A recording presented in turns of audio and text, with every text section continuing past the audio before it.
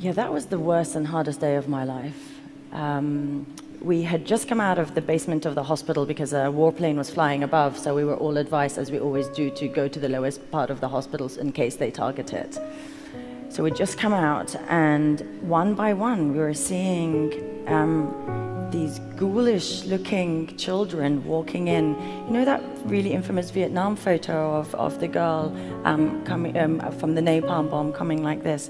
They were all literally coming in one by one. Clothes are hanging off them, covered in white powder dust, with the most heart-wrenching smell of burnt, singed flesh coming in. And I remember just looking, and I felt like I'd been moved or transported to a Hollywood horror show or a horror scene.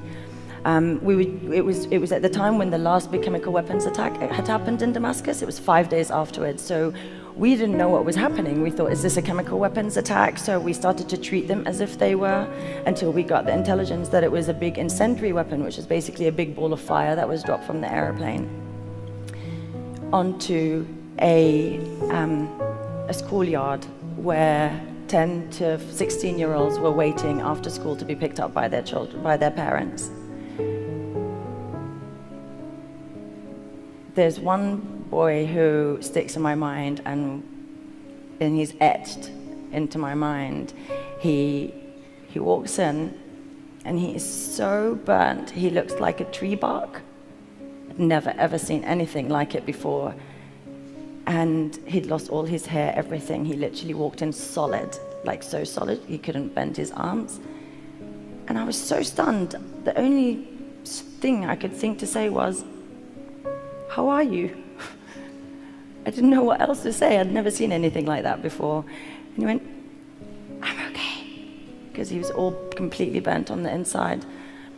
And I remember knowing, you know, my mass casualty training, we know that these patients, they're gonna die. Like there's no hope in trying to treat them.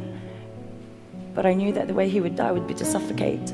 And that's why yesterday I was completely paralyzed, because seeing those images and those kids suffocating to death was what I saw in so many of those children on that day. And I knew he was gonna suffocate to death, so I did treat him so that he would slip away rather than kind of suffocate.